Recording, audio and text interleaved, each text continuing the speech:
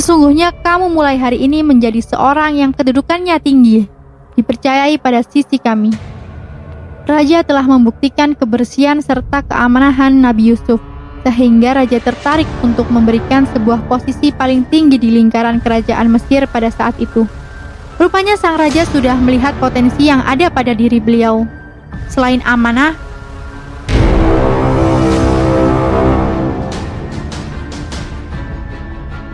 Bismillahirrahmanirrahim.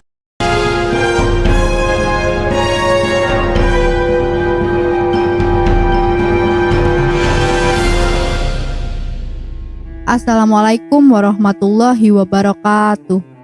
Ketika Nabi Yusuf meminta jabatan kepada Raja Mesir. Kisah yang paling menarik untuk dibahas dari keteladanan Nabi Yusuf ialah keberaniannya dalam mengajukan diri sebagai pejabat pemerintah kerajaan Mesir pada saat itu.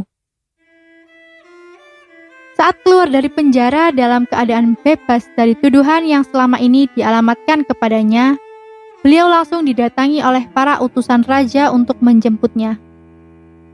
Sebelum keluar, beliau sempat berdoa bagi penghuni penjara dan menuliskan di balik pintunya, "Ini adalah kuburan orang hidup, rumah keprihatinan, pujian orang-orang yang jujur dan kesenangan musuh atas bencana yang menimpa orang lain."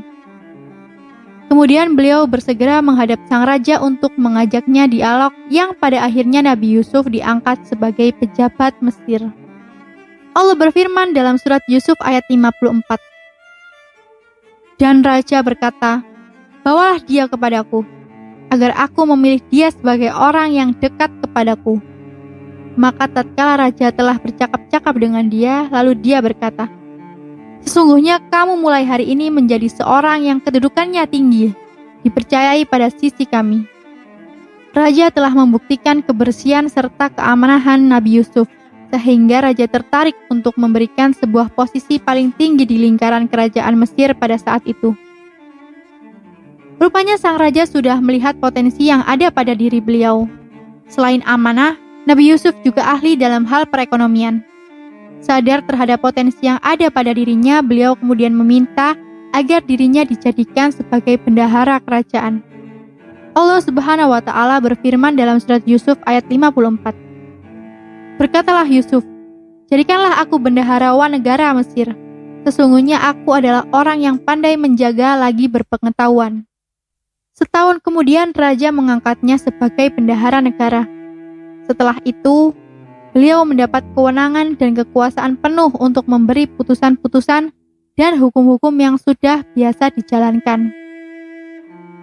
Selain itu, diserahkan pula jabatan Kementerian Aziz setelah tuannya itu meninggal dunia. Walaupun sudah berada di lingkungan kekuasaan dan menguasai pembendaharaan kerajaan Mesir, Nabi Yusuf tidak lupa akan tugas utamanya, yaitu berdakwah. Beliau mengajak Raja Rayyan untuk beriman. Sang raja pun beriman kemudian meninggal dunia. Setelah itu kerajaan Mesir dipegang oleh Qabus bin Mus'ab. Nabi Yusuf alaihi wasallam mengajaknya beriman tetapi ia menolaknya. Setelah berlalu 7 tahun dari musim subur, hal itu untuk mengantisipasi kondisi masyarakat pada waktu itu dengan ridho Allah Subhanahu wa Ta'ala. Beliau menyampaikan kepada sang raja bahwasanya beliau pandai menjaga sesuatu amanah, serta mengetahui dan menguasai segala kemaslahatan negara. Maha suci Allah yang telah memberikan rahmat kepada hambanya yang senantiasa bersabar di jalannya. Dalam surat Yusuf ayat 55, Allah Subhanahu wa Ta'ala berfirman, "Dan demikianlah kami memberikan kedudukan kepada Yusuf di negara Mesir. Dia berkuasa penuh pergi menuju kemana saja ia kehendaki di bumi Mesir itu. Kami melimpahkan rahmat kepada siapa yang kami kehendaki dan kami tidak menyia-nyiakan pahala orang-orang yang berbuat baik."